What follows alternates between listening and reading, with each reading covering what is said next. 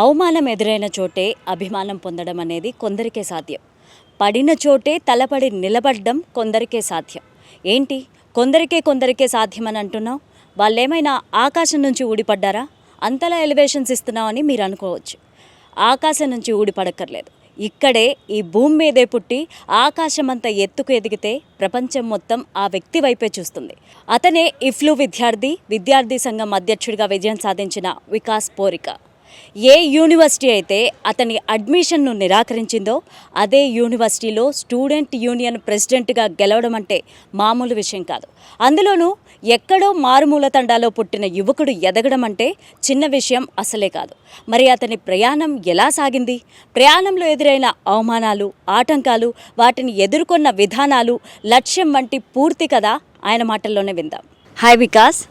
Hello ma'am, good morning. Good morning. అసలు మీ family నేపథ్యం ఏంటి వికాస్? మేడం, మా ఇంట్లో నేను, మా అమ్మ, నాన్న, మాకు ఇంకా ఇద్దరు చెల్లెళ్ళు ఉన్నారు, మా నాన్నమ్మ ఉంటాము. మా అమ్మ నాన్న ఇద్దరు వ్యవసాయం చేస్తారు. నేను ఒక మొదటి తరం విద్యార్థిని మేడం. ఇక్కడనే ఇదే ఇన్స్టిట్యూట్లో BA స్పానిష్ చేశాను. ఇప్పుడు MA స్పానిష్ చేస్తున్నాను. సో నా స్కూలింగ్ 10th అండ్ ఇంటర్మీడియట్ అంతా వరంగల్లోనే జరిగింది మేడం. నా స్కూలింగ్ కూడా అంతా అది ములుగులో జరిగింది అన్నట్టు. భూపాలపల్లి ఏరియాలో జరిగింది అన్నట్టు. ఇప్పుడు కూడా మాది సుబ్బక్కపల్లి తండా అన్నట్టు. ఎక్కడంటే అది ప్రస్తుత భూపాలపల్లి, పాత వరంగల్ జిల్లా అన్నట్టు. ఇప్పుడు సుబ్బక్కపల్లి అని ఒక తండా ఉంటుంది అక్కడ. మారుమూల తండా నుంచి వచ్చిన మీరు ఒక స్టూడెంట్ యూనియన్కి నాయకుడిగా ఉండడం, ఎన్నికవ్వడం ఎలా ఫీల్ అవుతున్నారు? ఇది మేడం ప్రస్తుతానికి ఎలా ఫీల్ అవుతున్నానంటే ఒక చాలా పెద్ద బాధ్యత గల పోస్ట్ అన్నట్టు ఫీల్ అవుతున్నాను. ఎందుకంటే మేడం ఇది 1600 స్టూడెంట్స్ ఉంటారు యూనివర్సిటీలో, EFL యూనివర్సిటీలో.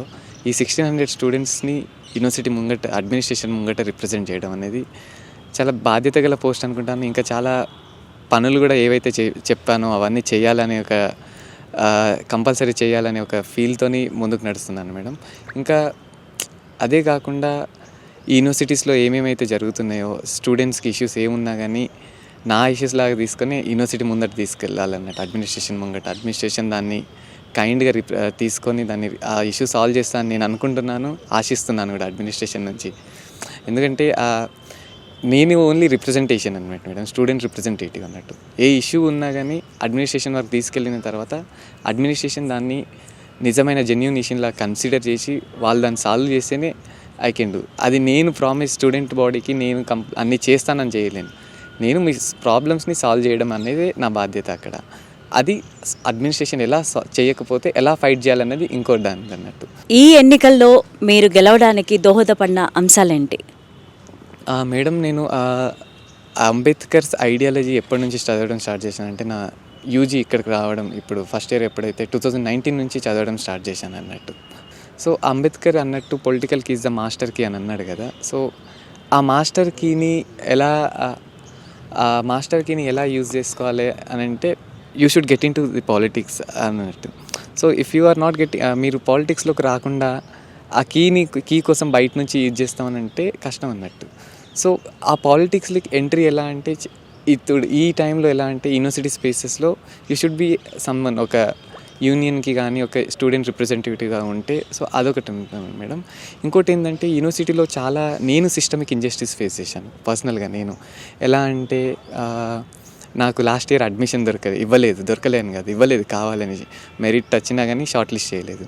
దాని ముందు హాస్టల్ అకామిడేషన్ ఇవ్వలేదు. సో ఇవన్నీ చూసిన తర్వాత ఇంకోటి, నన్ను లోపల కూడా రానిచ్చేవారు కాదు. EFL యూనివర్సిటీ లోపలికి నా పేరు బ్యాండ్ లిస్ట్లో ఉందంటే, నన్ను బ్యాన్ చేసినట్టు ఇంట్లోకి వెళ్ళి రానివ్వకుండా ఇలాంటివి ఉన్నప్పుడు, సో ద బేర్ మినిమం ఒక స్టూడెంట్ బాడీకి జరగాల్సిన నీడ్స్ కూడా ఉండట్లేదు. సో నేను అనుకుంటానండి, ఏదైనా రూల్ ఏమైనా ఉంటే ఇంక్లూసివ్గా ఉండాలి ఆ రూల్, కానీ ఎక్స్క్లూడ్ చేయొద్దు. ఏ పిల్లోడిని కూడా నువ్వు ఇక్కడ వాడిని కాదని నువ్వు బయటికి వెళ్ళు అని ఇట్లాంటి రూల్స్ తీసుకొచ్చి పిల్లల్ని ఇబ్బంది పెట్టడం, ఆ స్టూడెంట్ బాడీకి అది కూడా ఇంకా ఏవేవైతే అవసరాలు ఉన్నాయో అవన్నీ జరగకపోవడం, ఎట్లాంటివంటే మినిమం బేర్ హాస్టల్లో ఉండాల్సిన ఇష్యూస్ మీద, యూనివర్సిటీలో అకాడమిక్ ఇష్యూస్ మీద, సో చాలా ఇష్యూస్ మీద వర్క్ చేద్దామని స్టూడెంట్ బాడీకి కూడా ప్రామిస్ చేశాము. స్టూడెంట్ బాడీకి కూడా చెప్పాను అన్నట్టు, ఇది నా ఒక్కని విక్టరీయే కాదు, ఇది మనందరి విక్టరీ. ఇది నేను ఒక్కని పని చేయాల్సింది కాదు, మనందరం కలిసి పనిచేస్తేనే అయ్యే పనులన్నీ ఇవన్నీ. ఎందుకంటే కొన్ని పాలసీ లెవెల్ చేంజెస్ ఉంటాయి మేడం, కొన్ని అడ్మినిస్ట్రేషన్తో మాట్లాడినప్పుడు సాల్వ్ అయ్యే ఇష్యూస్ ఉంటాయి అన్నట్టు. సో నేను ముందే చెప్పినట్టు నేను ఒక రిప్రజెంటేటివ్ మాత్రమే. అడ్మినిస్ట్రేషన్ ముందుకు తీసుకెళ్ళి మన బాధ ఏందో అన్నట్టు మాత్రం చెప్పేవాడిని. తర్వాత అడ్మినిస్ట్రేషన్ ఒకవేళ కైండ్గా జెన్యూన్గా ఆ ప్రాబ్లమ్స్ని కన్సిడర్ చేసి సాల్వ్ చేస్తే that's very happy. If not మనం అందరం కలిసి మళ్ళీ సేమ్ స్టూడెంట్ బాడీ దగ్గరికి వెళ్ళి వాళ్ళ సజెషన్స్ తీసుకొని వాళ్ళతోనే అడ్మినిస్ట్రేషన్ దగ్గరికి వచ్చి ఎలా సాల్వ్ చేయాలనేది. సో అదొక అలా ఆ పాలసీ ఆ మెథడ్ కొంచెం చెప్పాను అన్నట్టు స్టూడెంట్ బాడీకి. సో వాళ్ళు కూడా దీన్ని యాక్సెప్ట్ చేశారు. వికాస్, అసలు మీకు ఈ విద్యార్థి ఎన్నికల్లో పాల్గొనాలి అన్న ఆలోచన ఎందుకు వచ్చింది అండ్ దాని వెనక ఏదైనా కారణాలు ఉన్నాయా? ఇంతకుముందు చెప్పాను కదా మేడం, లైక్ నేనే సిస్టమిక్ ఇంజస్టిస్ ఫేస్ చేసినప్పుడు నాలాంటి ఇంకెంతమంది సిస్టమిక్ ఇంజస్టిస్ ఫేస్ చేస్తారు అనే ఒక చిన్న ఐడియా నాకు ఉండే అన్నట్టు. సో నన్ను తెలంగాణ స్టూడెంట్ ఇక్కడనే ఉంటుంది, మా ఊరు ఇక్కడ నుంచి 200 కిలోమీటర్ల దూరం ఉంటుంది, నేను హైదరాబాద్లో ఉంటాను అనుకోండి. నన్నే లోపలికి రానినప్పుడు ఇంకా వేరే రాష్ట్రాల నుంచి వచ్చే స్టూడెంట్స్ని ఇంకెంత ఇచ్చేస్తారు అనేది. ఇది కూడా ఇందులో కూడా ఎలా అంటే మేడం, స్టూడెంట్స్ హూ ఆర్ యాక్టివ్గా పొలిటికల్ డిస్కషన్స్లో ఎవరైతే యాక్టివ్గా ఉంటారో, పొలిటికల్ డిబేట్స్లో ఎవరైతే యాక్టివ్గా ఉంటారో వాళ్ళని కావాలని ఇది చేస్తున్నట్టు కనిపించినప్పుడు అనుకున్నాను అన్నట్టు. ఇన్ని మనం డిస్కషన్స్ చేస్తాం, డిబేట్స్ చేస్తాం, ఆలోచిస్తాం, అడుగుతాం, ఇవన్నీ చేసినప్పుడు మనం ఎందుకు కంటెస్ట్ చేయొద్దు, మనం ఎందుకు ఇది చేయకూడదు? సరే ఓకే, గెలుపు ఓటమిలు అన్నిటివి ఉంటాయి అన్నట్టు. ఏదైనా కానీ ఇప్పుడు ప్రతి every war is not for victory అన్నట్టు. కొన్ని వార్స్ టు లూజ్ ఆల్సో, కొన్ని wars you will learn A message. At least try చేయకుండా ఓటమి ఒప్పుకోవడం కంటే ట్రై చేసి యు ఆర్ ప్రూవింగ్ దట్ అన్నట్టు. అక్కడ నువ్వు ఓడిపోయినా కానీ యూ లర్న్ సంథింగ్ అని. వితౌట్ ట్రయింగ్ నువ్వు ఓడిపోయి మళ్ళీ అంటే ఓడిపోవడం కాదు, వితౌట్ ట్రయింగే ఉన్నాం అనుకో, అక్కడ ఏ పాయింట్ కనబడట్లేదు. మన డిస్కషన్స్ కానీ, మన థాట్స్ కానీ, మన డిబేట్స్ కానీ, ప్రశ్నించడం కానీ, ఇవన్నిటికి ఒక అంబ్రెల్లా కిందకి తీసుకొచ్చినప్పుడు there is no point if you're not contesting అని నాకు అనిపించింది అన్నట్టు. వన్స్ ఎందుకంటే నీకు సిస్టమిక్ ఇంజస్టిస్ ఇవన్నీ ఇది హాస్టల్లోకి రానియకపోవడము, ఇంకా క్యాంపస్లోకి రానియకపోవడము, అడ్మిషన్ ఇవ్వకపోవడం ఎందుకు జరిగిందని అంటే బికాజ్ మనం అడుగుతున్నాం అడ్మినిస్ట్రేషన్ని, మనం ఆలోచిస్తున్నాం, సమాజం గురించి ఆలోచిస్తున్నాం, అడ్మినిస్ట్రేషన్ని అడుగుతున్నాం. కాబట్టి ఈ రాజ్యానికి ఎప్పుడైనా కానీ ఏ అడ్మినిస్ట్రేషన్కైనా కానీ అడిగేటంతో ఆలోచించేటంతో ఇద్దరితో ప్రాబ్లమ్స్ ఉంటాయి అన్నట్టు. ఈ ఇద్దరైతే ఎవరైతే చేస్తారో ఈ ఆలోచించేటోనికి అడిగేవన్నీ ఎలా సర్ప్రైజ్ చేయాలనేది చూస్తున్నట్టు. ఇట్స్ నాట్ అడ్మినిస్ట్రేషన్ ఫాల్ట్ అనట్లేదు, సిస్టమే అలా తయారైపోయింది అన్నట్టు. It's a fault of system, administration system ఆ ఫాల్ట్ కాదు. ఎందుకంటే సిస్టమ్ ఏం చెప్తుందో అడ్మినిస్ట్రేషన్ అది చేస్తుంది కదా ఇప్పుడు. సో అడ్మినిస్ట్రేషన్ దాన్ని సిస్టమ్ చెప్పినట్టు వెళ్ళినప్పుడు ఇలాంటి థాట్స్, డిబేట్స్, డిస్కషన్స్ చేసే పిల్లల్ని పక్కన పెట్టేస్తారు అన్నట్టు, సైడ్ లైన్ చేసేసి కావాలని ఈ ఎడ్యుకేషనల్ ఏవైతే నాలెడ్జ్ షేర్ చేస్తారు, నాలెడ్జ్ ఉండే స్పేసెస్ నుంచి బ్యాన్ చేసేస్తారు. సో అల్టిమేట్లీ ఎవరైతే నేను అంబేద్కర్ని అనుకున్నప్పుడు education is the only weapon అని అన్నాడు కదా టు చేంజ్ ఎనీథింగ్ అని, నెల్సన్ మండేలా కానీ ఎవరన్నా కానీ, నన్ను ఈ సేమ్ ఏదైతే విద్యను నమ్ముకున్నానో అదే విద్య నుంచి దూరం చేయడానికి ప్రయత్నాలు చేసినప్పుడు నేను అనుకున్నాను అన్నట్టు, మై సెల్ఫ్ అనుకున్నాను అన్నట్టు. దీనికి మనం కంప్లీట్గా అంటే మనం వెళ్ళి కొట్లాడితే తప్పితే కానీ ఇంకా సాల్వ్ చేయలేం దీన్ని. వేరే వాళ్ళు వచ్చి వాళ్ళ ఓన్ రిప్రజెంటేటివ్స్ ఉన్నప్పుడు, వాళ్ళ ఓన్ రిప్రజెంటేషన్స్ ఉన్నాయి, వాళ్ళ ఓన్ మోటోస్ ఉన్నప్పుడు మన మోటోస్ కూడా వర్క్ అవ్వాలంటే ఈ డిస్క్రిమినేటెడ్ కమ్యూనిటీస్, అప్రెస్డ్ కమ్యూనిటీస్ అంతా ఒక దగ్గరకు వచ్చి we have to do things like contest in elections. అందులో కంటెస్ట్ చేయడమే ఒక విక్టరీ అన్నట్టు, అసర్షన్ అన్నట్టు. ఇట్ మీన్స్ లైక్ నీ కంటెస్ట్ నువ్వు ఎప్పుడైతే కంటెస్ట్ చేద్దామని ఆలోచించినావో దేర్ ఇట్ సెల్ఫ్ నువ్వు గెలిచినావు అన్నట్టు. బికాస్ ఎందుకంటే ఇప్పుడు మనం వచ్చే బ్యాక్గ్రౌండ్స్, నిరుపేద కుటుంబాల నుంచి వచ్చిన బ్యాక్గ్రౌండ్స్కి ఎలా అంటే రాజకీయం అనేది there is no complete family support దొరకదు ఎప్పుడు కూడా. సో అట్లాంటి ఫ్యామిలీస్ నుంచి వచ్చినా కానీ, సపోర్ట్ లేని సిస్టమ్స్ నుంచి దగ్గరున్నా కానీ స్టిల్ మనం కంటెస్ట్ చేసినామంటే దట్స్ ఇస్ అదే విక్టరీ అన్నట్టు, అక్కడనే గెలిచిపోయాం అన్నట్టు. అక్కడ నుంచి కంటెస్ట్ చేసి పోటీలో నిల్చొని మంచి గుడ్ నెంబర్ ఆఫ్ ఓట్స్తో గెలవడం, it means like student body are also okay with మన ఐడియాస్తో ఓకే ఉన్నారని, అండ్ మన ఐడియాస్ మీద వర్క్ చేయాలి. అడ్మినిస్ట్రేషన్ ముందు మన ఐడియాస్ని ఉంచితేనే మన ఈ అంబేద్కర్ ఐడియాలజీ అనేది, అంబేద్కర్ కోరుకున్న సమాజాన్ని చేయొచ్చని నేను నమ్ముతున్నాను. So that made me to contest in election actually. Okay. And Vikas, మీరు చెప్పారు ఈ యూనివర్సిటీలో జాయిన్ అవ్వడానికి నన్ను ఆపేశారు, చాలా ప్రాబ్లమ్స్ ఫేస్ చేశాను అని. విద్య అనేది అందరికీ ఈక్వల్గా అందాలి అంటే ప్రభుత్వాలు ఏం చేయాలంటారు?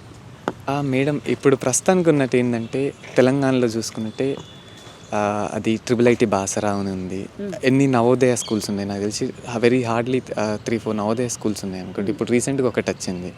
సో ఈ central schools, centrally sponsored schools ఇవి ఏమవుతున్నాయంటే మేడం అది క్యాపిటల్ సిటీస్లో లేకపోతే కొంచెం మెట్రోపాలిటన్ సిటీస్లో సిటీ ఉన్న స్పేసెస్ దగ్గర వరకే ఉండిపోతున్నాయి అన్నట్టు. విద్య అనేది ఎక్కడంటే మేడం ప్రతి తండాకి వెళ్ళాలి, ప్రతి గూడెంకి వెళ్ళాలి, ప్రతి చివరి వాడ వరకు వెళ్తే ఆ విద్యని యాక్సెసిబుల్గా ఉంచాలన్నట్టు. విద్యని యాక్సెసిబుల్గా ఉంచకుండా ఏదో హైదరాబాద్లోనే ఒక పెద్ద యూనివర్సిటీ కట్టిస్తాను నేనని చెప్పి ఉన్న గురుకులాలని ఇగ్నోర్ చేయడం కంటే గురుకులాలను ఎందుకు ఇగ్నోర్ చేస్తున్నాం? సరే నువ్వు కట్టిస్తున్నావు, హైదరాబాద్లో పెద్ద స్కిల్ యూనివర్సిటీ ఏది కట్టించినా కానీ గురుకులాలను ఇగ్నోర్ చేయొద్దు అన్నట్టు. ఎందుకంటే గురుకులాలలో వచ్చే పిల్లలు వాళ్ళు వచ్చే ఒక కాస్ట్ క్వశ్చన్ కూడా ఒకసారి ఆలోచించాలన్నట్టు. గురుకులాలలో వచ్చే పిల్లలు ఎవరంటే SC/ST BC మైనారిటీ కమ్యూనిటీస్ నుంచి వస్తారన్నట్టు.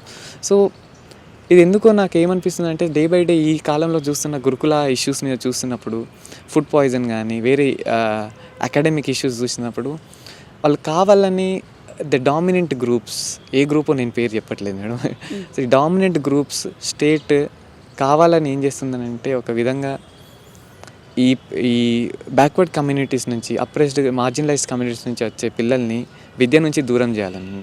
ఎందుకనంటే వీళ్ళు ఒకవేళ చదువుకుంటే వీళ్ళు రేపు అడుగుతారు, వీళ్ళు రేపు ఆలోచిస్తారు, వీళ్ళు మళ్ళీ మనకే ప్రాబ్లం అని చెప్పి ఇక్కడ నుంచే ఆ ఎడ్యుకేషన్ని చిన్న కట్ చేసామంటే ఇప్పుడు ఫుడ్ పాయిజన్ అయిందని నేను ఇంటికి వెళ్ళిపోయిన తర్వాత ఇంటికాడ ఇప్పుడు ప్రైవేట్ స్కూల్ అంటే అఫోర్డ్ చేయలేను. ఇప్పుడు ఉన్నది ఒకటే ఓన్లీ గవర్నమెంట్ సోర్స్. ఆ గవర్నమెంట్ సోర్స్లో నాకు కరెక్ట్ న్యాయం జరగనప్పుడు దెర్ ఇస్ నో స్పేస్ ఇక నాకు. నేను మళ్ళీ ఎట్లా మా నాన్న నాగలు దున్నట్టు నేను నాగలు దున్నాలి, ఒకవేళ మా నాన్న గౌన్లో అయితే మేము తాళ్ళు ఎక్కాలి, మళ్ళీ మేము కుమ్మరోళ్ళం అయితే మళ్ళీ కుండలు చేయాలి, సో మేము చేనేత అయితే మళ్ళీ బట్టలు నేయాలన్నట్టు. సో ఇట్లాంటి మళ్ళీ సేమ్ ఆ కాస్ట్ ఆక్యుపేషన్స్ని మళ్ళీ అందులోనే ఉండిపోయేటట్టు, మళ్ళీ గొల్లవలం అయితే గొర్రెలు కాపాలి, సో బర్రెలు మేసుడు, ఇవన్నిటిని ఈ ఆక్యుపేషన్లో ఇచ్చేసి గవర్నమెంట్స్ కూడా వెరీ హ్యాపీ, వాళ్ళు గొల్లలకు గొర్రెలు ఇస్తారు, బర్రెలు ఇస్తారు, ఇవన్నీ ఇస్తారు కదా. అంటే ఇట్స్ ఇండైరెక్ట్ ఒక విధంగా చూస్తే అంటే ఇటు ఇవి ఇస్తారు, ఇటు ఎడ్యుకేషన్ నుంచి దూరం చేస్తారు.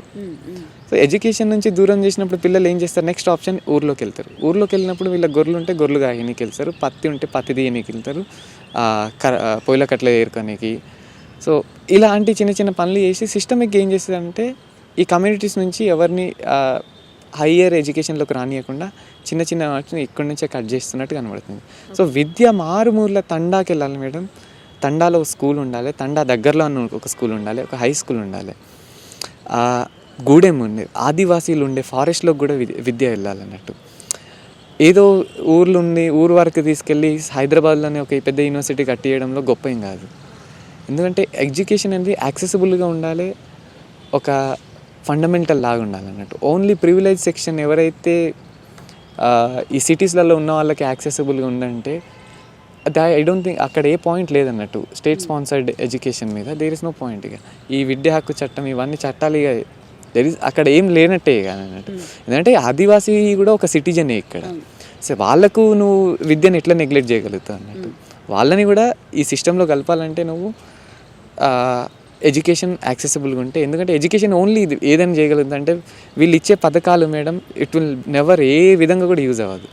ఓన్లీ విద్య మాత్రమే ఏదైనా చేస్తుంది. వీళ్ళు ఇచ్చే ఈరోజు గొర్రెలు బర్రెలు ఇవన్నీ రేపు మళ్ళీ ఏమైతే అంటే మళ్ళీ సేమ్ మమ్మల్ని అందులోనే ఉంచుతాయి. ఒక విద్యతో మాత్రమే మేము అమెరికా పోగలుగుతాం, యూరోప్ పోగలుగుతాం, మేము కంపెనీలు స్టార్ట్ చేయగలుగుతాం, MNC స్టార్ట్ చేయగలుగుతాం, మేము ఎన్నో ఇంకా స్టార్టప్స్ స్టార్ట్ చేసి మేము కూడా అడ్మినిస్ట్రేటివ్ పోస్టులలోకి రావడానికి ట్రై చేస్తాం అన్నట్టు.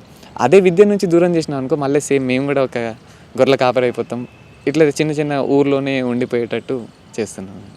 సో నేనేమంటున్నా అంటే finally madam, education accessibility very important. ప్రతి ఒక్కరికి దక్కాలి ఈ ఎడ్యుకేషన్ అనేది. సో ఎక్కడ ఈ ఆదివాసీ గూడెం, తండా, బస్తీలు అన్నీ ద లీస్ట్ వరకు వెళ్ళాలన్నట్టు. అయితేనే అందరికీ యాక్సెసిబుల్గా అయినప్పుడు there will be a change అన్నట్టు. Otherwise there is no point in not ever your schemes, welfare schemes, మీరు ఇచ్చే వెల్ఫేర్ స్కీమ్స్లలో దెర్ ఇస్ నో పాయింట్ అన్నట్టు. వికాస్, మీరు ఫస్ట్ హైదరాబాద్ ఎప్పుడు రావడం జరిగింది? వచ్చినప్పుడు ఎలా ఫీల్ అయ్యారు? సో మ్యామ్ నేను యూనివర్సిటీకి 2019లో వచ్చాను. 2019లో వచ్చినప్పుడు యూనివర్సిటీ సిన్స్ ఒక ఫస్ట్ జనరేషన్ లర్నర్గా నాకు అది హిందీ ఇంగ్లీష్ రెండు ప్రాబ్లం ఉండేటి అన్నట్టు. Still I suffer with English, writing ఇంగ్లీష్లో సఫర్ అవుతూ ఉంటాను అప్పుడప్పుడు. సో ఈ హిందీ ఇంగ్లీష్ ఇక్కడికి వచ్చినప్పుడు, యూనివర్సిటీకి వచ్చినప్పుడు మీరు డిఫరెంట్గా చూస్తారు. డిఫరెంట్ స్టూడెంట్స్ లింగ్విస్టిక్స్ నుంచి, వేరే వేరే రాష్ట్రాల నుంచి కొన్ని ఇంటర్నేషనల్ స్టూడెంట్స్ని చూస్తారు అన్నట్టు. సో ద వే వాళ్ళు యూజ్ చేసే లాంగ్వేజ్, నేను యూజ్ చేసే లాంగ్వేజ్ చాలా డిఫరెంట్గా ఉంటాయి అన్నట్టు. సో అక్కడ నాకు అనిపిస్తుంది ఎందుకో చిన్న, అంటే నేను యూజ్ చేసే లాంగ్వేజ్ ఎందుకో నాకే చిన్న ఇది అనిపిస్తుంది అన్నట్టు, ఎక్కడో నేను లోలో ఉన్నానని. సో దానికి బెస్ట్ ఎగ్జాంపుల్ ఎలా అంటే మేడం, నేను 2019లో వచ్చినప్పుడు మా క్లాస్లో ఇంట్రడక్షన్ జరుగుతుండే. ఫస్ట్ క్లాస్లో ఇంట్రడక్షన్ జరిగినప్పుడు నా ఇంట్రడక్షన్ చేసి నేను ఎక్కడి నుంచి వచ్చినా మా ఏ ఊరు అనేది చెప్పాను అన్నట్టు. నేను మొత్తం ఈ డిస్టిక్, ఈ తెలంగాణ ఇవన్నీ కూడా చెప్పలే. ఐఎమ్ ఫ్రమ్ సుబ్బక్పల్లి అని చెప్పాను. నా మిత్రులు వాళ్ళు చాలా అంటే డీటెయిల్గా వాళ్ళు ఏం చేస్తారు, వాళ్ళ హాబీస్ ఏంటిది, వాళ్ళు ఇంకా ప్రస్తుతం ఏం చేస్తారు, ప్రస్తుతం ఏమైనా బుక్స్ చదువుతారు రాలేదని. నాకు 2019 వరకు బుక్స్ చదువుతారు అనే ఒక విషయమే తెలియదు అన్నట్టు. ఫస్ట్ బుక్స్ ఇక్కడికి వచ్చిన తర్వాత నేను చదవడం మొదలుపెట్టాను అన్నట్టు. సో వాళ్ళు ఏ బుక్స్ చదువుతారు, కరెంట్ బుక్స్, వాళ్ళ ఫేవరెట్ ఆథర్ ఎవరు, అతని రైటింగ్స్ గురించి ఇట్లా ఒక 5-6 మినిట్స్ ఒక్కొక్కరి డిస్కషన్, ఒక్కొక్కరి ఇంట్రడక్షన్ ఉంటే నా ఇంట్రడక్షన్ మాత్రం కేవలం 2 లైన్లలో ఉంటుంది, ఒక 10-15 సెకండ్స్లోనే అయిపోయేది అన్నట్టు. సో ఈ లింగ్విస్టిక్ బ్యారియర్ ఉంటుంది ఒక మేడం. ఇంకోటి ఇక్కడ వరకు రావడం, ఇంకోటి ఆర్థిక సమస్యలు కూడా ఉంటాయి అన్నట్టు పిల్లలకి. ఇక్కడికి వచ్చిన తర్వాత మేడం, అక్కడ తండా నుంచి ఇక్కడ రావడమే ఒక పెద్ద డిఫికల్ట్ పాత్ అన్నప్పుడు, ఇక్కడికి యూనివర్సిటీకి వచ్చి యూనివర్సిటీలో సర్వైవ్ అవ్వడం కూడా ఇంకో డిఫికల్ట్ పాత్ అన్నట్టు. ఎందుకంటే యూనివర్సిటీలో సర్వైవ్ అవ్వాలన్నా కానీ ఆర్థికంగా ఇది ఉండాలన్నట్టు. మనం మెస్ ఫీజులు కానీ, ఏ ఫీజులు కట్టాలన్నా కానీ మనకు ఆర్థికంగా ఉంటేనే మనం ఇప్పుడు అమ్మ నాన్న కూలి పని చేస్తే రోజుకి 600 వస్తే హార్డ్లీ మంత్ ఎండ్ అయ్యేంత వరకు 15,000 వరకు వచ్చినా కానీ వాళ్ళ ఎక్స్పెన్సెస్ ఇవన్నీ మళ్ళీ నాకు పంపించే వరకు నేను లీస్ట్ అయిపోతున్నాను అంటే. వాళ్ళకి సర్వైవల్కి డిఫికల్ట్ అయినప్పుడు 23-24 ఇయర్స్ వచ్చిన పిల్లలు, 25 ఇయర్స్ వచ్చిన పిల్లలు మాకే ఇంటి దగ్గర అడగాలంటే ఎలా అనిపిస్తుంది అన్నట్టు. సో అప్పటి నుంచి అంటే ఒక విధంగా ఫీ, ఇంకోటి ఇక్కడికి వచ్చిన తర్వాత యూనివర్సిటీకి వచ్చిన తర్వాత ఒక కల్చరల్గా ఇది చూడడం కానీ, లింగ్విస్టిక్స్గా చూడడం, భాష ఎలా మాట్లాడుతారు అవన్నీ చూసిన తర్వాత అనుకున్నాను అన్నట్టు. ఎలా ఫీల్ అయ్యానంటే ఫస్ట్ ఇది మన సెట్ అయ్యే ప్లేస్ కాదని అనుకున్నాను. ఎందుకంటే నా మిత్రులు, నేను ఇంటర్మీడియట్ చేసిన మిత్రులు వాళ్ళందరూ ఇక్కడ తెలంగాణలో ఉస్మానియా యూనివర్సిటీలో కానీ, నిజాం కాలేజ్లో కానీ అక్కడక్కడ వేరే ఇంకో డిగ్రీ కాలేజ్లో చదువుకుంటారు హైదరాబాద్లో. నేను అనుకున్న నాకు తెలిసి నా స్పేస్ అక్కడేమో ఇక్కడ కాదేమో అనుకున్నాను. కానీ నేను కావాలనుకున్న కోర్స్ ఏమో ఇక్కడొక్క దగ్గరనే ఉంటుంది, ఇంకా వేరే దగ్గర ఎక్కడ ఢిల్లీలో ఉంటుంది అంతే. సో ఈ 2 స్పేసెస్లోనే నాకున్న యాక్సెసిబిలిటీని యూజ్ చేయాలంటే ఇది ఎక్కడి ఇక ఇది ఒకటే స్పేస్. ఇక కష్టమో నష్టమో ఇక ఆల్రెడీ వచ్చేసాం కాబట్టి వీ హ్యావ్ టు సర్వైవ్. మనం స్ట్రగుల్ చేయాలి, స్ట్రగుల్ చేసి సర్వైవ్ అవ్వాలి, సర్వైవ్ అయ్యి యూ నీడ్ టు విన్ అన్నట్టు ఏదైనా కానీ. బికాస్ మీరు ఇఫ్లులో జాయిన్ అయిన తర్వాత లాంగ్వేజ్ ఇష్యూ కానీ, ఏదైనా ప్రాబ్లమ్స్ కానీ వచ్చినప్పుడు వాటిని ఎలా ఓవర్కమ్ చేశారు? మేడం ఇది ఇంగ్లీష్ లాంగ్వేజ్ మేడం, ఒకటి చెప్పగలుగుతాను, there is no perfect English నా ఒపీనియన్లో. ఏ లాంగ్వేజ్ పర్ఫెక్ట్ ఎవరు మాట్లాడలేరు, అందరు మాట్లాడే ఏదో విధంగా ఒక విధంగా తప్పే ఉంటుంది. సో మనం మ్యాక్సిమం ఏం చేస్తామంటే పిల్లలు, స్టూడెంట్స్ ఎవరైతే ఉంటారో రూరల్ ఏరియాస్లో నేను బాగా మాట్లాడట్లేదేమో అనుకొని వెనకడుగు వేస్తూ ఉంటారు అన్నట్టు. దానికి వెనకడుగు వేయకుండా యూ జస్ట్ స్పీక్, నీకు ఏది వస్తే అది స్పీక్, మాట్లాడండి ఫస్ట్. ఎందుకంటే ఒకవేళ లాంగ్వేజ్ అర్థం కాకుండా కానీ ఆ ఎమోషన్ అనేది అర్థమవుతుంది. అట్లీస్ట్ ఆ ఎమోషన్ అర్థం కాకుండా ఆ కాంటెక్స్ట్ అన్న అర్థమవుతుంది కదా వేరే వాళ్ళకు. సో నువ్వు మాట్లాడినప్పుడే వాళ్ళకు అవన్నీ అర్థమైనప్పుడు నువ్వు మాట్లాడడం స్టార్ట్ చేయాలన్నట్టు. ఒకవేళ మాట్లాడకపోతే లాంగ్వేజ్ రాదన్నట్టు. లాంగ్వేజ్ ఇట్ సెల్ఫ్ ఒక మాట్లాడడమే లాంగ్వేజ్ కదా. లాంగ్వేజ్ని ఎలా యూజ్ చేస్తావు, మాటలలో, రాతలలో. సో చదవడం కూడా మళ్ళీ. సో రాత కూడా అట్లానే, రోజుకు ఒక పెన్ను, ఒక పేపర్, అట్లీస్ట్ ఒక 70 to 100 వర్క్స్ రాసుకోవాలి ఏదన్నా. అయితే ఇది ఈజీ అవుద్ది అన్నట్టు, రైటింగ్ ఈజీ అవుద్ది, ఇటు మాట్లాడుతున్నప్పుడు మాట్లాడడం కూడా ఈజీ అవుతుంది అన్నట్టు. సో ఇటు ఇంకోటి ఏంటంటే మేడం, రీడింగ్ కూడా చేయాలన్నట్టు. ఏదైనా ఒక న్యూస్ పేపర్ అయినా కానీ, ఎక్కడ కూర్చున్నా కానీ, ఏదైనా ఒక పేపర్ కనబడ్డా కానీ, ఫోన్లో చూసినా కానీ, ఏదైనా ఒక నోట్స్ లాగా కనబడ్డా కానీ ఎట్లా చదువుతూ ఉండాలన్నట్టు. చదవడము, రాయడము, ఇంకోటి మాట్లాడడం, ఇంకోటి లాంగ్వేజ్ని వినాలి మేడం ఎప్పుడైనా కానీ. వింటే ఏమవుతుందంటే ఏదైతే విన్నావో ఆ టర్మ్స్ని మీరు యూజ్ చేస్తారు. ఆ టర్మినాలజీని, ఆ టర్మ్స్ ఏవైతే విన్నప్పుడు యూజ్ చేసినప్పుడు అట్లా డే బై డే నీ లాంగ్వేజ్ పెరుగుతూ ఉంటుంది అన్నట్టు. సో ఇది ఎల్ఎస్ఆర్డబ్ల్యూ అని అంటారు మేడం దీన్ని, listening, speaking, reading and writing. ఈ 4 ప్రిన్సిపల్స్తోని చేస్తున్నప్పుడు లాంగ్వేజ్ స్లో అవుతుంది అన్నట్టు. లేకపోతే ఇంకోటి ఇంగ్లీష్ సాంగ్స్ కానీ, ఇంగ్లీష్ మూవీస్ కానీ సంథింగ్ డిఫరెంట్గా మీరు అంటే వింటూ చూస్తూ ఉన్నప్పుడు ఆ లాంగ్వేజ్ ఏమవుతుందంటే ఒక పాటని 3వ సారి విన్నప్పుడు అట్లీస్ట్ ఆ లిరిక్ కాకుండా కానీ ఆ పాట ఎలా నడుస్తుందో అనేది తెలిసిపోద్ది అన్నట్టు. మనం ఏం చేస్తాం, బ్యాక్గ్రౌండ్లో హమ్మింగ్ ఇస్తూ ఉంటాం అన్నట్టు ఆ పాట అలా ఇస్తూ ఉండేసరికి దట్స్ వేర్ ద ప్రోగ్రెస్ ఈ స్టార్టింగ్ అన్నట్టు. ఎందుకంటే నీకు ముందు ఆ పాట ఏంటిదో కూడా తెలియదు, ఇప్పుడు ఆ పాట ఎలా ఏ రూపంలో ఉంటుందో తెలిసిపోతుంది అని అంటే ఇంకో 2 సార్లు విన్నామంటే ఆ లిరిక్స్ పాడగలుగుతాం అనేది ఇది అన్నట్టు. సో మ్యాక్సిమం చదవాలి మేడం, రాయాలి, మాట్లాడాలి, వినాలి అన్నట్టు. ఏ లాంగ్వేజ్ అయినా ఇది 4 స్టెప్స్ వెరీ ఇంపార్టెంట్. ఇంగ్లీష్లో అయితే ఇంకా చాలా ఇంపార్టెంట్. ఇంకోటి ఏంటంటే మేడం, ఫస్ట్ అసలుకే భయపడద్దు.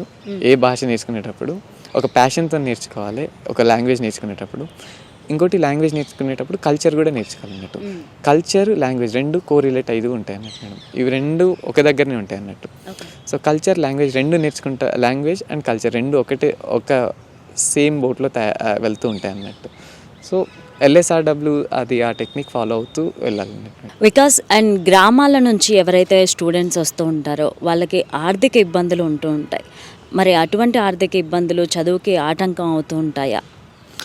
చాలా మేడం. ఇప్పుడు ఏ స్టేట్ యూనివర్సిటీలో చూసినా కానీ, తెలంగాణలో ఉస్మానియా యూనివర్సిటీ అయినా కానీ, కాకతీయ యూనివర్సిటీ అయినా కానీ, శాతవాహన యూనివర్సిటీ అయినా కానీ, ఏ స్టేట్ యూనివర్సిటీలో చూసినా కానీ పిల్లలు ఏం చేస్తున్నారంటే, స్టూడెంట్స్ మాస్టర్స్ లెవెల్ కోసం వచ్చినా కానీ, డిగ్రీ లెవెల్ కోర్స్కి వచ్చినా కానీ మేడం, ఈరోజు మేము ఈ స్టూడెంట్స్ ఏమవుతున్నాం అంటే మేడం, ర్యాపిడో బాయ్స్ అవుతున్నాం, ఫుడ్ డెలివరీ బాయ్స్ అవుతున్నాం మేడం. ఎందుకంటే ఆర్థిక సమస్యలు అయితే కంపల్సరీ ఉన్నాయి మేడం, లేవని అయితే డినై చేయలేము. కాకపోతే ఈ ఆర్థిక సమస్యల్ని ఎలా ఓవర్కమ్ చేయాలంటే మేడం, స్కాలర్షిప్స్ ఇవ్వాలన్నట్టు, గవర్నమెంట్స్ ఇవ్వాలి, and the same way universities కూడా ఇవ్వాలన్నట్టు. లేకపోతే అట్లీస్ట్ రియంబర్స్మెంట్స్ అన్నీ చేయాలన్నట్టు, ఫీ రియంబర్స్మెంట్ కానీ ఇవన్నీ చేస్తే గవర్నమెంట్ ఇప్పుడు బీటెక్లో ఏం చేస్తుందంటే మేడం, కాలేజ్కి వెళ్ళాల్సిన ఫీజు రియంబర్స్ చేస్తుంది అన్నట్టు.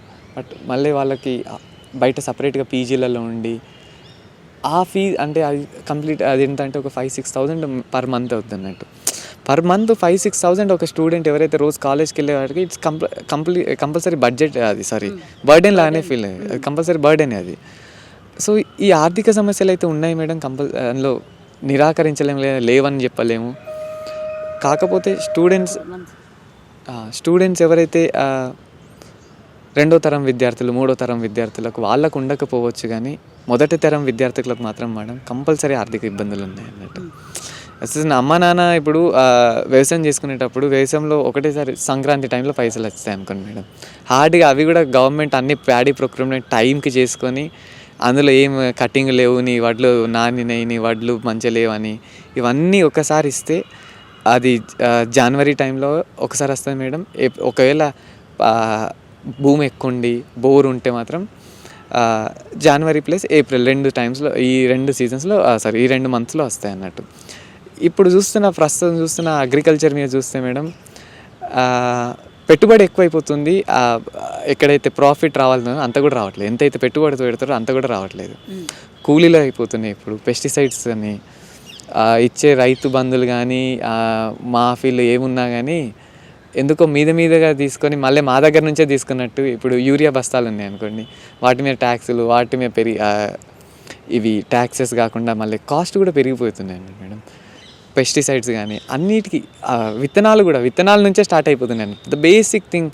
ఇంకోటి మేడం, ఇప్పుడు దున్నడం కూడా లేదు, ఎవరు దున్నట్లేదు, అంటే ఎడ్లతో దున్నట్లేదు, అందరు ట్రాక్టర్స్ దున్నుతారు.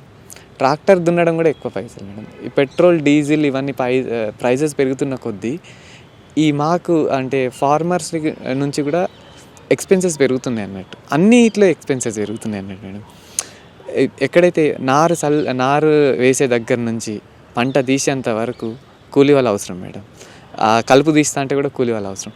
ఈ అన్ని ప్రాసెస్లో కూడా నువ్వు స్పెండ్ చేస్తూ ఉన్నప్పుడు లాస్ట్కి వచ్చేసరికి నువ్వు ఎంత స్పెండ్ చేసినా కూడా అంత కూడా రావట్లే అన్నట్టు. సో ఈ మొదటి తరం విద్యార్థుల పేరెంట్స్ మోస్ట్లీ అగ్రికల్చర్ లేబరర్స్ ఉన్నప్పుడు ఇంకా కౌలు రైతులు ఉంటారు మేడం. కొందరికి కౌలు ఇచ్చి చేసేటప్పుడు మీరు అర్థం చేసుకోండి, ఇప్పుడు ఎక్స్ట్రా ఇంకా అతనికి ఇవ్వాలి, అతను ఎవరైతే ల్యాండ్ ఓనర్కి ఇవ్వాలి, ల్యాండ్ ఓనర్కి ఇచ్చిన తర్వాత ఇతను ఎక్స్పెన్సెస్ పెట్టుకొని లాస్ట్కి మళ్ళీ ఇతనికి వచ్చిన ప్రాఫిట్ ఈ ఎక్స్పెన్సెస్ ఆ ల్యాండ్లో ఓనర్కి ఇచ్చినంత కూడా రావట్లేదు అన్నట్టు. సో వీళ్ళ పిల్లలు యూనివర్సిటీస్కి వచ్చినప్పుడు ఆర్థిక సమస్యలు ఉన్నాయి మేడం. ఆర్థిక సమస్యలు లేవని అసలుకి నిరాకరించలేం. కానీ వీటికి ఇప్పుడు ఎన్ని రోజులు ఆర్థిక సమస్యలతో ఇబ్బంది పడుతున్నాం అంటే ఇప్పుడు మనకు కావాల్సింది సొల్యూషన్స్ అని నేను అనుకుంటున్నాను. సొల్యూషన్స్ ఏం చేయాలంటే మేడం, గవర్నమెంట్ స్కాలర్షిప్స్ ఎక్స్టెండ్ చేయాలండి, ఇంక్రీజ్ చేయాలి, స్కాలర్షిప్ని పెంచాలి. ఎందుకంటే మేడం ఈ రోజులలో ఒక ఉప్పు, పేస్ట్, నూనె అన్నిటికీ ప్రైస్ పెరిగినప్పుడు, పప్పుకు కూడా ప్రైస్ పెరిగినప్పుడు మా స్కాలర్షిప్స్ ఎందుకు పెరగట్లేదు? ఎప్పటి నుంచో సేమ్ స్కాలర్షిప్స్ని ఇచ్చుకుంటా అవే 4 నెలలకు 3,000 రూపాయలు ఇచ్చి ఎటు ఒక నెల మెస్ బిల్ కూడా ఇక్కడ సరిపోదు అన్నట్టు మేడం. దేశంలో అన్నిటికీ ప్రైజులు పెరుగుతున్నాయి కానీ మాకు రావాల్సిన స్కాలర్షిప్ల ప్రైజులు మాత్రం పెరగట్లేదు అన్నట్టు. స్కాలర్షిప్స్ పెంచి కొంచెం రియంబర్స్మెంట్స్ చేయాలి యూనివర్సిటీలో, మెస్లో అని కన్సెషన్స్ ఇవ్వాలి. అట్లా ఇచ్చినప్పుడు ఒక విధంగా స్టూడెంట్స్కి హెల్ప్ అవుద్దేమో. మొదటి తరం విద్యార్థులకు అయితే హెల్ప్ అవుద్దని అనుకుంటున్నాను మేడం. ఆర్థిక సమస్యలు రెండో తరం, మూడో తరం విద్యార్థులకు కొందరికి ఉంటాయి, కొందరికి ఉండవు. సో కొందరు దే కెన్ అఫోర్డ్ మోస్ట్లీ. ఇంకోటి మేడం, ఇక్కడికి యూనివర్సిటీకి వచ్చిన తర్వాత బుక్కులు కొనాలి, పెన్నులు కొనాలి. ఇప్పుడు చూసినా మేడం, ఇప్పుడు బుక్స్ కూడా కొన్ని అందరం అఫోర్డ్ చేయలేము అన్నట్టు. కొన్ని బుక్స్ ఇప్పుడు చాలా బుక్స్ కొనాలనుకుంటాం మేడం, ఒక బుక్ 700, 600 ఉన్నప్పుడు అఫోర్డ్ చేయలేము. ఇక దాన్ని సెకండ్ కాపీ చూద్దామన్నా కానీ ఈ మధ్య ఎక్కడ దొరకట్లేదు, పీడిఎఫ్స్ అయినా కానీ ఏం దొరకట్లేవు కదా. సో ఎందుకో కానీ నాలెడ్జ్ నుంచి ఈ అఫోర్డబిలిటీ అనే క్వశ్చన్ వచ్చినప్పుడు, నాలెడ్జ్ను అఫోర్డబిలిటీ రెండు క్వశ్చన్ వచ్చినప్పుడు తెలివిని, ఆ నాలెడ్జ్ని కూడా కొనాలనే స్పేసెస్కి వచ్చేసిన అన్నట్టు. ఒకప్పుడు ఎక్కడైతే దొరుకుద్దని అనుకున్నాం అంటే యూనివర్సిటీస్లో వచ్చినప్పుడు దొరుకుద్ది అనుకున్నామో, ఆ నాలెడ్జ్ ఇప్పుడు ఏమైపోతుందంటే బుక్స్ బయట కొనుక్కోరావాలి కాబట్టి నువ్వు దాన్ని కూడా కొనాలన్నట్టు. లైబ్రరీస్లో ఇవి ఏవైతే బుక్స్ కావాలనుకుంటావో లైబ్రరీస్లో పెట్టాలన్నట్టు. ఇంకోటి ప్రీమియం సబ్స్క్రిప్షన్స్ అని వచ్చేసినాయి అన్నట్టు. ఇప్పుడు ఆన్లైన్ క్లాసెస్ ఏమైనా కానీ ఇవన్నిటిని యూనివర్సిటీ మాకు ఇస్తే అదొక విధంగా బాగుంటుంది అన్నట్టు మేడం. ఎందుకంటే ఈ మొదటి తరం విద్యార్థులకు అది ఈ అన్నిటినీ సబ్స్క్రిప్షన్స్ కొనలేము మేము, ఇవి బుక్స్ కొనలేము, ఒక విధంగా మెస్ ఫీజులు మొత్తం పే చేయలేము. ఇవన్నీ ప్రాబ్లమ్స్ ఉన్నప్పుడు ఇంకెట్లా చదవాలని అంటారు. ఇది ఒక పెద్ద క్వశ్చన్. ఇప్పుడు ఇంకే చదవాలన్నా లేకపోతే పని చేయాలన్నా, కూలికి పోయి రావాలన్నా, సేమ్ అదే క్వశ్చన్లో ఇప్పుడు ఏం చేస్తున్నాం మేడం. ఏ యూనివర్సిటీ చూసినా, తెలంగాణ స్టేట్ యూనివర్సిటీ ఏ యూనివర్సిటీ చూసినా కానీ సేమ్ అదే పరిస్థితి. ఈజీగా ర్యాపిడో బాయ్లు అయిపోతున్నాం, తర్వాత మెడికల్ షాప్లో వర్క్ చేస్తున్నాం, ఫుడ్ డెలివరీ బాయ్స్ అవుతున్నాం, టీ షాప్స్లలో వర్క్ చేస్తున్నాం, కెఫేస్లలో వర్క్ చేస్తున్నాం. ఎక్కడ చూసినా కానీ ఒక పార్ట్ టైం లాగా వెళ్ళిపోతుంది అన్నట్టు. పార్ట్ టైం వర్కర్స్ లాగా కూడా అయిపోతున్నాం స్టూడెంట్స్. ఎక్కడైతే స్టూడెంట్స్ లైబ్రరీస్లో కూర్చొని చదవాల్సిన స్టూడెంట్స్ ఈరోజు ఎక్కడికి వెళ్ళిపోతున్నాం అంటే మేడం, కఫేలలో ర్యాపిడో బాయ్స్ అయిపోతున్నాం, డెలివరీ బాయ్స్ అయిపోతున్నాం, ఇన్ని మీనియల్ జాబ్స్, వర్కర్ జాబ్స్ చేసేస్తున్నాం అన్నట్టు. సో ఇవన్నీ నేనేమంటున్నా అంటే మేడం, ఓన్లీ అడ్మినిస్ట్రేషన్ కాదు, ఇది గవర్నమెంట్స్ కూడా చూడాలన్నట్టు. గవర్నమెంట్ ఇప్పుడు మా కోసం స్కిల్ యూనివర్సిటీ కట్టిస్తానన్నప్పుడు మాకు స్కాలర్షిప్స్ ఎందుకు పెంచలేదు మేడం? స్కిల్ అది కూడా అంతే ఎక్స్పెండ్ అవుతున్నాం. స్కిల్ యూనివర్సిటీ కూడా కట్టివు, అట్లనే మాకు స్కాలర్షిప్స్ కూడా పెంచండి అని అంటున్నాం. ఎందుకంటే మాకు స్కాలర్షిప్స్ అయితే మేము ఇప్పుడు నెక్స్ట్ ఫ్యూచర్ కదా మేడం, విద్యార్థులమే ఇది కదా. అది లేనప్పుడు వాళ్ళని మీరు స్టాప్ చేస్తున్నప్పుడు వాట్స్ యువర్ రేపటి ఫ్యూచర్ అని. సో ఈ మొదటి తరం విద్యార్థులకైతే మేడం కంపల్సరీ ఆర్థిక ఇబ్బందులు మాత్రం కంపల్సరీ ఉంటాయి. నాకు తెలిసి ఏ గవర్నమెంట్ కూడా మమ్మల్ని పట్టించుకోదు. మళ్ళీ మేమే గవర్నమెంట్కి వెళ్ళినప్పుడు మేము మా ఓన్గా మేము రిప్రజెంట్ చేసినప్పుడు మా లాంటి విద్యార్థుల గురించి మళ్ళీ పట్టించుకుంటాం అనే ఒక ఇది ఉందన్నట్టు. ఇప్పుడున్న సిచ్యువేషన్లో మనకి మహిళలు ఎక్కువ ప్రాబ్లమ్స్ ఫేస్ చేస్తున్నారు, అండ్ యూనివర్సిటీకి వచ్చే మహిళలు కూడా చాలా ప్రాబ్లమ్స్ ఫేస్ చేస్తారు. సో వాటి గురించి ఏమైనా చెప్తారా? సో మేడం, యూనివర్సిటీకి వచ్చే మహిళలకు కూడా చాలా ప్రాబ్లమ్స్ ఉన్నాయి మేడం. ఇది సో ఈ పితృ సమయ వ్యవస్థలో మెయిల్కి ఎక్కడైతే ఒక సపోర్ట్ సిస్టమ్ ఉంటుంది, కాకపోతే when it comes to women వాళ్ళకి ఆ సపోర్ట్ సిస్టమ్ కూడా దొరకదు అన్నట్టు. ఏమవుతుందంటే మేడం, ఇప్పుడు స్టేట్ యూనివర్సిటీస్లో కానీ ఎక్కడైతే ఊర్లలో ఎక్కడ ఇంటర్మీడియట్ అయిపోయిన తర్వాతనే మ్యారేజెస్ చేసేస్తారు, 10th క్లాస్ అయిపోయిన తర్వాతనే మ్యారేజెస్ చేస్తారంటే. ఎందుకంటే ఒక విమెన్ స్టూడెంట్ని కానీ ఒక అమ్మాయిని ఒక బరువులాగా తీసుకుంటారు అన్నట్టు. బరువులాగా ఫీల్ అయ్యి ఏం చేస్తారంటే వన్స్ మ్యారేజ్ చేసేసినప్పుడు ఆ బరువుని రిలాక్స్ అయిపోతున్నట్టు అలా చేసుకున్న తర్వాత ఏమైపోతుందంటే మేడం, యూనివర్సిటీస్కి కొందరు వస్తారు. కొందరు వచ్చిన తర్వాత మేడం వాళ్ళకు కూడా చాలా ఆర్థిక సమస్యలు ఉంటాయి అన్నట్టు. మొదటి తరం మహిళలకి ఇంకా పెద్ద పెద్ద ప్రాబ్లమ్స్. ఎలా అంటే మేడం, అఫోర్డబిలిటీ అన్నిటిని అఫోర్డ్ చేయలేము కదా మేడం. అదొకటి. అన్నీ ఎలా అంటే మన పేరెంటల్ సపోర్ట్ కూడా చాలా తక్కువ దొరుకుతుంది అన్నట్టు. When it comes to women, వాళ్ళ ఆడవాళ్ళకు పేరెంటల్ సపోర్ట్ కూడా చాలా తక్కువ దొరుకుతుంది. ఇప్పుడు చూస్తే మేడం, అది యూనివర్సిటీస్లలో మేము కూడా అది అడిగామన్నట్టు. మెన్స్ట్రల్ లీవ్ పాలసీ గురించి ఒక పాలసీ లెవెల్ చేంజ్ కాబట్టి at least will try to advocate, మనం దాని గురించి అడుగుదామని. వికాస్, మీరు ఇన్ని ప్రాబ్లమ్స్ ఫేస్ చేసి, ఇన్ని ప్రాబ్లమ్స్ ఉన్నా కూడా బేర్ చేసి వాటిని స్టూడెంట్ యూనియన్ లీడర్గా ఉన్నారు ఇప్పుడు. What is your next move? So ఇంతకుముందే చెప్పాను కదా మేడం, ఒక మొదటి తరం విద్యార్థిని, రేపు మళ్ళీ మొదటి తరం రాజకీయ నాయకుని కూడా అవ్వచ్చు. హోప్ఫుల్లీ అట్లని చెప్పి అకాడమిక్స్ని పక్కన పెట్టలేను. సేమ్ నాకు అకాడమిక్స్ కూడా అంతే ఇష్టం అన్నట్టు. ఇదే లాంగ్వేజ్, ఏదైతే లాంగ్వేజ్లో చేస్తున్నానో అదే లాంగ్వేజ్లో పిహెచ్డి వర్క్ కంప్లీట్ చేసి ఒక ప్రొఫెసర్, అసిస్టెంట్ ప్రొఫెసర్లా అయిన తర్వాత బాబాసాహెబ్ అంబేద్కర్ అన్నట్టు political key is the master key అని అన్నప్పుడు I hope I will be at least try to reach that ఆ కీని అందుకోవడానికి ట్రై చేస్తాను. లేకపోతే ఇట్స్ నాట్ అన్నట్టు every fight is not for victory, few fights are for assertions as well. నేను కూడా అసర్ట్ చేసినట్టు కూడా అనుకుంటాను అన్నట్టు. So hopefully if everyone supports, if this nature supports, might be a first generation learner to a first generation politician very soon.